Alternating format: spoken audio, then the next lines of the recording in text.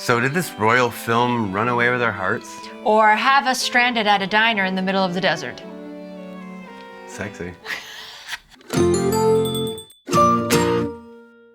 Welcome back to Hit or Miss Hallmark Movie Reviews. I'm Daniela. And I'm John.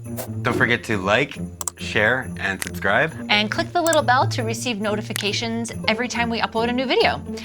So today we are reviewing a Royal Runaway Romance. Royal Runaway. I gotta say, the promos to this looked really bad. It almost looked like a B-rate Hallmark movie. Yeah. If it can even look like that. Most of them do. I had written off the Royal Runaway Romance. Oh my God, there's a lot of R's. Well, we should say that this is part of Hallmark's Spring into Love programming, and we've been loving it so far. It's just that the promos for this looked a little off. I think the thing is also, we've been waiting for a dip in the road, something to be really terrible, and it's been a minute. And this wasn't that. No, I know, this was not the movie for that. We enjoyed this one a lot. Spoiler alert. So what's this one about? Princess Amelia, played by Philippa Northeast, has her royal portrait painted, and during the process falls in love with the Chicago portrait artist Wes, played by Andre Anthony. In order to visit Wes in Chicago, she contrives a royal visit with her uncle, the envoy to America, who lives in Beverly Hills. Assigned to a security guard, played by Grady Beck, when she arrives, she initially tries to give him the slip. When caught trying to steal a vehicle to drive across the country from LA to Chicago, Amelia confesses the true reason for her visit to her beloved gay uncle, who also came to America to pursue a man he loved. So he sets Grady and Amelia up with a convertible to drive across the country in, given her little taste of freedom, before she has to assume the crown. Along the way, of course, sparks soon start to fly between Amelia and Grady. But what will happen between Amelia and Wes? Quite the sordid little cat. Yes, it's a little twist on a regular royal Hallmark romance, which I liked. Yeah, they injected a little bit of America into it, or Definitely. a lot of America. A lot of into America. it. Okay, so what did we think? I think we were pleasantly surprised with how much we liked this one. As we mentioned, we thought the commercials were pretty B-rate, and the poster was horrendous. Yeah. It looked like a Photoshop job done I think one thing that badly, Hallmark's not very badly. good at yet is promoting their movies, because they or marketing them in the right way. But in actuality, it was a lot of fun, and it was touching. In a few moments, there's one particular scene near a campfire where they're roasting marshmallows. A good old American campfire. Well, totally. She was trying to get an American experience because she had never done roasted marshmallows by a campfire before. And they were just kind of sharing their past, their histories, their struggles in life, and it was quite touching, actually. I was never annoyed with the princess. You know, sometimes in these royal kind of movies, the royals can come across as overtly snobby, and just so overly detached from any real or normal life. But in Amelia's case, whenever she's kind of confounded by American culture, as in like the all-day breakfast that she experienced at the diner, it comes across as sweet and endearing that she doesn't know that this kind of thing exists outside of her world, right? Yes. So this is also Hallmark, breaking some rules here, which I really liked. We get a full-on kissing scene right off the bat with Wes, I mean, I don't the feel painter. I don't feel like that was breaking the rules. I feel like, first of all, they're in a different time zone.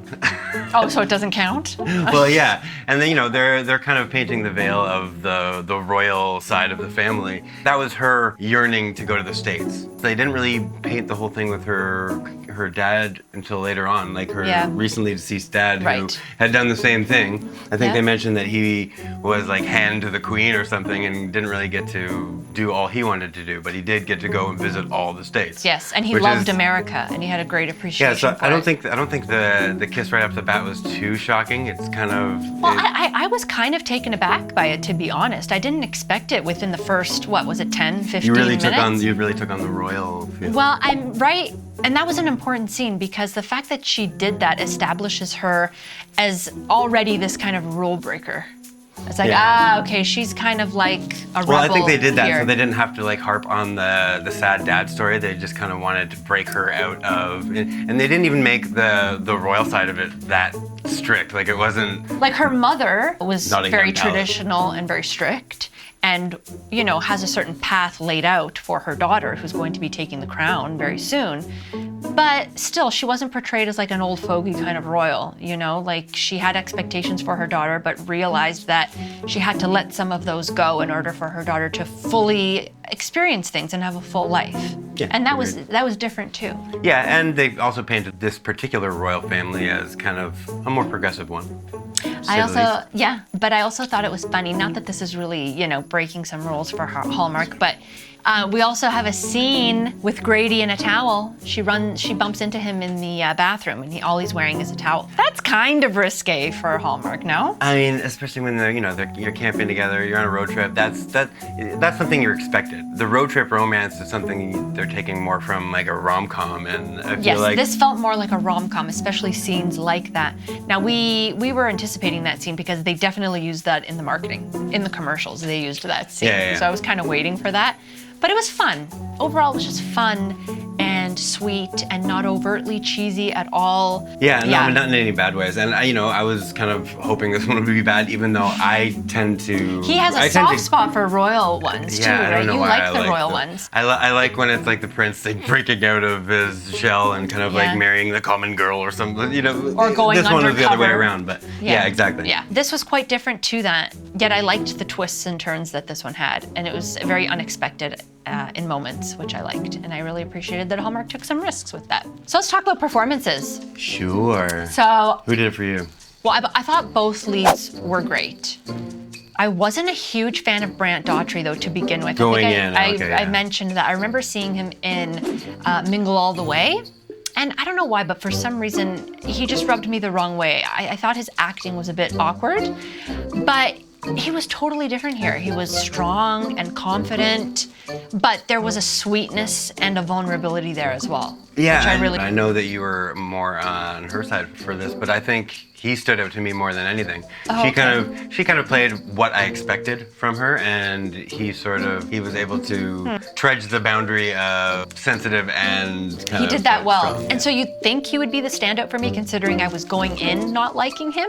But to be honest, Philippa was actually the standout for me here. As I mentioned, I thought she played a royal that, wasn't annoying and that was believable. Like, she comes from an upper crust of society, like we get that, but she's not stuck up or snobby. She doesn't look down on the common folk. She even gives, there's a scene where she gives the owners of an inn a very lucrative gift so that they can save the pearls. The inn, the pearls. The crown so that pearls from France. Yes, so that they can sell the pearls and that money will be used to buy the inn. Otherwise they would lose their dream. That was pretty So that was very nice of her. She was a great royal. It's almost like she's done it before. Has she? Actually, there were a few moments in the movie where she would help out a commoner or just an average person. The girl at the dance, she ends up giving a dress to her so she can go on a date with the boy that she likes. Yeah, I liked the writing in that because they kind of set that up in her initial scene of packing. It's like, oh, what do I bring to America? I'm like, oh yeah, bring a really expensive dress and pearls because you're gonna. And then she ends up giving both of them away to people who obviously need it more than she does. Yeah, that's cute. So I thought that was really generous and nice of her.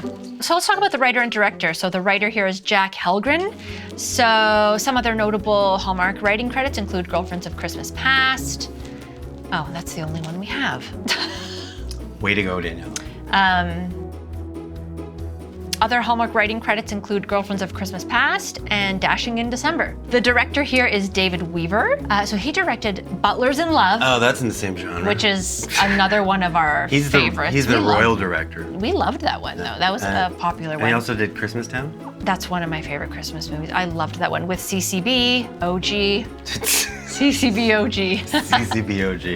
You're gonna coin that. Another performance that really stood out was Amelia's uncle. Yes, he was very flamboyant and very charming and very definitely very gay. I mean, they made a point of him saying that twice. So yes. I know they really wanted to hammer it home, and I liked that there was kind of like the flamboyant little brother of the sister that was gay and living in LA. Yeah, and kind of breaking some rules on his own. Saying that he chased a boy there. I was like, oh, that's progressive definitely for Hallmark. Yeah. So what do you think? Yeah. Because are you guys like appreciating Hallmark's kind of attempt at pushing the boundaries, being a bit edgier in terms of these kind of storylines, or do you kind of want to see them like scaled back a bit? kind of remain in the more wholesome realm of things? Let us know what you think. So was this a hit or miss? This was a hit for me. This is definitely a hit for me. Yeah, it was fun. It was charming. It was even if this was bad, it sweet. would probably be a hit for me because it had the royal angle. I was most impressed with the performances. Because as I mentioned, I usually get annoyed by like the royals. They're so far-fetched, even but the it side wasn't characters here. were quite good, and it felt like a real family. Yeah, it did. Yeah. So definitely worth a watch. Definitely worth your time. But let us know what you guys thought. Was this a hit or miss for you? Let us know what you liked, what you didn't like. Yeah. So let's do our Hallmark checklist or report card. We like to do this with every review. What would they make it in a royal world? The list. The Royal Addendum. The Royal Addendum, we're calling it. Is that real? Is that a real word? I have no idea. You just made that up. I don't think so. Yeah. That's a thing. Okay, well then we're going with Royal Addendum. I don't know. Okay. It's a new like old English font. Oh my gosh, yeah. Yeah. Promotion or deadline? No. I think this one might skip some tropes too because For sure. Yeah, this is not a normal girl in the movie, right? Career-driven lead, I would say no. No, also no. No. Everybody's just... A big misunderstanding. Why do I have yes? I mean, there was the gay uncle that was lying to his sister about her being... Wait, that doesn't count. That's not... I think we're swinging. Okay, we're gonna say no for a big misunderstanding, although I initially thought the mother not knowing that Amelia took off on this secret road trip to Chicago was the misunderstanding. No, I think when we had the not. category as a big secret. It's not, yeah, we're going with no. Just swing and a miss. Yeah. Change of heart. Yes. Yeah. Always. The tried and true. Yeah. Someone gets dumped, fired, or dies. Yeah. So Wes, oh my God, it did happen. Wes technically gets dumped. Finally. I mean, right? we never really hit this one. Yeah. But yeah. But here we go, Wes. And yeah, I mean, that was predictable from the beginning. That guy was a douche, and that was supposed to be big. We knew it wasn't going to work out, obviously. Not right. with Grady there. Second romance subplot. So I'm going to say yes because the cute little couple who owned the inn. That was a little love story on its own. I really liked that. I think there's some gray lines on the edges of this category. I'm saying yes. Okay, you can. I'm saying yes. You can take it. Yeah. Proposal or a wedding? No. Although in royal movies that almost always happens. There's always usually a wedding, but there wasn't one here. It's like the family from the Bronx. Again, it's a different kind of royal movie. This is totally different. Royal road trip, I get it. Travel issues. Yes. I mean, I suppose so. The whole thing was Not a secret road trip that no one was supposed to know about. So I would say generally, yes, there were issues with travel because they had to keep it a secret and she had to lie to her mom and send her fake pictures along the way so that the mother wouldn't know that she was as far as she really was, like on the way to Chicago. So yes. Selling the house, business, or farm?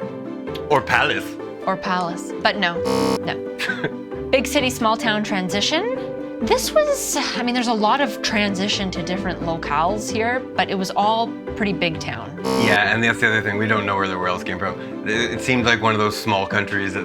And I think it was made up. I don't think it was. Well, yeah, a it real always is. town. Like We'll put the name like Moldovia. here. It's not. I know. We'll put the name here of the town. Moldovia is the only one that I remember. I know. This one started with a B, though. I know that one for sure. Yeah, I know something. They almost kiss. No, because we had a full-on kiss right off the bat. Yeah, but. And then there wasn't even an almost kiss between Amelia and Grady. That doesn't void having an almost But I don't kiss. think there was one between them. Either. I mean, we'd have to go back and check, but no, we didn't. That's usually the one during the movie that we remember, anyways. We did not see that. Mad dash to the airport, aka Let's Go Get Her. Let's go retrieve her. Yes, but it was her doing the retrieving, not him. She went back to Nebraska to his parents' anniversary. Actually, that was really good. I loved that. That's a good way to do it. And that last kiss was great. Like there was a lot of passion there. I do remember that. Oh, you're all steamy? No, I remember that kiss. It was really great. It was passionate. It like felt like there was real like feelings behind it. It was great. Overall, great movie. Great movie, fun and surprising. So it's probably why we liked it so much. It feels like a movie that I would probably leave on if. Definitely a rewatch. Very rewatchable too. Ooh, Spring into Love. Spring into Love so far so good. We're loving it. All over the place. Thanks again, everyone. We really appreciate you all, and please don't forget to engage with us, like, share, subscribe. Yeah, we love reading all the comments and talking back. And we'll see you again soon. Yeah, see you. Bye. Bye.